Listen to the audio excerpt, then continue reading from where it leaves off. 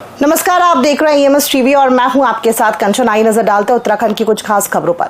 हरिद्वार जिले के भगवानपुर थाना क्षेत्र के नन्हेड़ा गांव में फरवरी माह में लूट की घटना को अंजाम दिया गया था। पुलिस उसी समय से लूट में शामिल बदमाशों की तलाश कर रही थी। वहीं 7 अप्रैल सोमवार की देर रात पुलिस को सूचना मिली कि नन्हेड़ा गांव में लूट की वारदात को अंजाम देने वाले 2 बदमाश बाइक से फरार हो रहे हैं।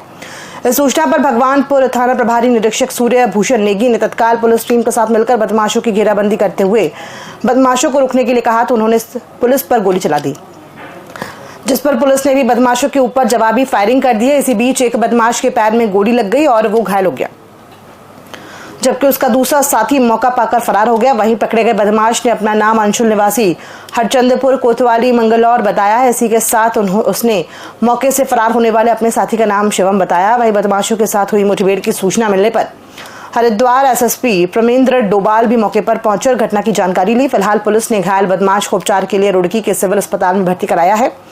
पुलिस अब मौके से फरार हुए बदमाश की तलाश कर रही है।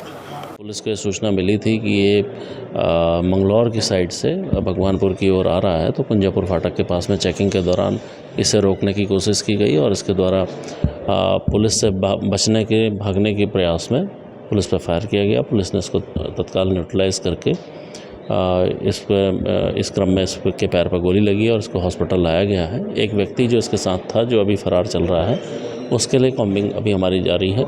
मुझे उम्मीद है कि उसको भी हम जल्दी पकड़ लेंगे और जो फरवरी में लूट हुई थी उसका पटाक्षेप आज हुआ है और उसमें बाकी अन्य लोगों की तलाश की जा रही है। मुख्यमंत्री पुष्कर सिंह धामी द्वारा प्रदेश के सरकारी विद्यालयों में पढ़ रहे छात्र छात्राओं को लैब ऑन व्हील्स के माध्यम से 9 मोबाइल साइंस लैब की सौगात दी गई। मुख्यमंत्री ने कैंप कार्यालय परिसर में मोबाइल साइंस लैब के विज्ञान मॉडलों का अवलोकन किया और 9 मोबाइल साइंस लैब को हरी झंडी दिखाकर रवाना किया। पिछले वर्ष भी मुख्यमंत्री ने राज्य के 4 जिलों चंपावत, अल्मोड़ा, देहरादून और पौड़ी के लिए मोबाइल साइंस लैब को हरी झंडी दिखाकर रवाना किया था। यूकॉस्ट के महानिदेशक प्रोफेसर दुर्गेश पंत ने बताया कि प्रथम चरण में राज्य के 4 जिलों क्रमशः चंपावत, अल्मोड़ा, देहरादून और पौड़ी में लैब ऑन व्हील्स का सफल संचालन रहा, जिसके अभूतपूर्व परिणाम को देखते हुए राज्य के शेष जनपदों में आज लैब ऑन व्हील्स का शुभारंभ किया गया। अभी मांगों को लेकर डीएलएड प्रशिक्षक सैकड़ों की संख्या में राजधानी की सड़कों पर नजर आए, जहां वे बिंदाल पुल चक्राता रोड से एकत्रित होकर यमुना कॉलोनी शिक्षा मंत्री धन सिंह रावत के आवास की ओर निकले, लेकिन आवास से पूर्व भी भारी पुलिस बल के द्वारा बैरिकेडिंग लगाकर उन्हें रोक दिया गया, जिसके चलते वे सड़क पर ही धरने पर बैठ गए। डीएलएड प्रशिक्षकों की मांग है कि जल्द से जल्द शिक्षा मंत्री अपने वादे को पूरा करे और द्वितीय चरण की भर्ती जल्द से जल्द शुरू की जाए।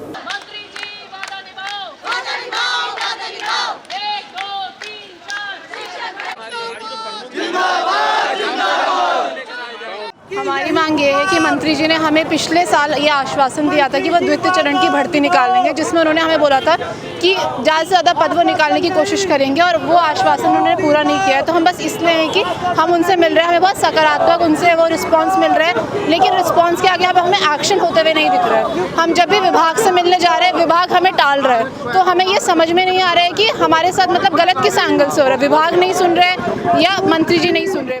उसके अंदर ये दिखाया गया है, डाटा दिया गया है कि 1149 ऐसे विद्यालय हैं जहाँ पे शिक्षक है ही नहीं। अब सोचिए उस विद्यालयों की दुर्दशा, वहाँ विद्यार्थी जाता है परंतु वहाँ शिक्षक ही नहीं है। पलायन आयोग ये सुझाव देता है कि 30 बच्चों के ऊपर एक शिक्षक होना चाहिए, परंतु वर्तमान की स्थिति के अंदर वो भी पूर्ण नहीं हो पा रहा है। जिस प्रकार से मंत्री जी ने हमें विगत कई समय से आश्वासन दिया है कि हम दूसरे चरण की भर्ती शुरू करने जा रहे हैं, तो हम उसी मांग को लेकर यहाँ पे आए थे, परंतु अभी तक 2 घंटे से अधिक हो चुका है और हमसे कोई भी आला अधिकारी यहाँ पर बात करने नहीं आया है। और हम लोगों की अभी ये मांग है कि या तो हमसे जो हमारे शिक्षा निदेशालय में जो हमारे निदेशक साहब हैं या शिक्षा सचिव जी हैं या मंत्री जी हैं, इनमें से कोई ना कोई हमसे मिलना है और हमारी जो मांगे हैं उनको अपने संज्ञान में ले। नंदा सुनंदा योजना के तहत जिला प्रशासन लगातार कार्य कर रहा है। इसमें ऐसी बालिकाएं जो आर्थिक रूप से कमजोर होने के चलते पढ़ाई छोड़ चुकी हैं, उनको सहायता प्रदान की जा रही है, जिसमें क्रम में आज जिलाधिकारी द्वारा चेक भी वितरित किए गए हैं। इस दौरान जिलाधिकारी ने कहा कि एक प्रशासक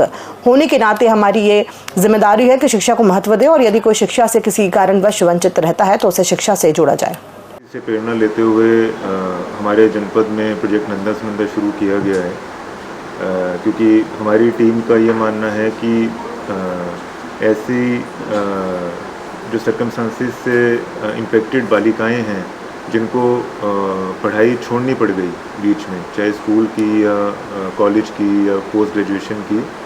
तो रियलिटी में हमारे वास्तविक जीवन की नंदा सुनंदा देवियाँ यही बालिकाएं हैं। और जैसे हम देवियों को पूजते हैं, तो इन बालिकाओं को यदि हम किसी भी तरह से सपोर्ट कर पाते हैं कि उनकी एजुकेशन को हम रिज्यूम करवा पाते हैं, वही it's a kind of. Roorkee civil hospital से पुलिस की गोली लगने से घायल बदमाश सिविल हॉस्पिटल से फरार हुआ है, जिसके बाद पुलिस महकमे में हड़कंप मचा हुआ है। पुलिस की टीमें लगातार घायल बदमाश की तलाश में कॉम्बिंग कर रही हैं। पुलिस अधिकारी भी रुड़की पहुंच गए हैं। गौरतलब है कि देर रात भगवानपुर पुलिस और बदमाशों की मुठभेड़ में बदमाश हरचंदपुर गांव निवासी अंशुल को गोली लगी थी, जबकि उसका दूसरा साथी मौके से फरार हो गया था। घायल अंशुल को कड़ी सुरक्षा के बीच सिविल हॉस्पिटल रुड़की में भर्ती कराया गया था, जहां उसे अस्पताल के एक प्राइवेट रूम में उपचार दिया जा रहा था।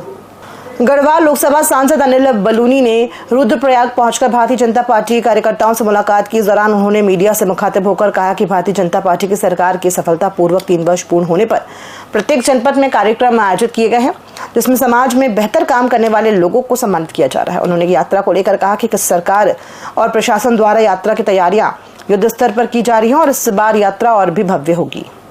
भारतीय जनता पार्टी एक ऐसी पार्टी है कि जो कार्डर बेस्ड पार्टी है, जो कार्यकर्ता आधारित और विचार आधारित पार्टी है। तो हम एक निरंतर अंतराल में इस तरह के कार्यक्रम करते रहते हैं अपने कार्यकर्ताओं के साथ। इसी स्थापना दिवस के अवसर पर सब लोगों को पार्टी के विचारों के साथ, पार्टी के कामकाज के साथ, हमारी सरकार के, तो ये सब चीज़ों से अवगत कराने के लिए कार्यक्रम का आयोजन किया गया है। ये हर विधानसभा स्तर पर हम लोग कर रहे हैं। उत्तराखंड की खबरों में फिलहाल इतना ही। दीजिए इजाजत, नमस्कार।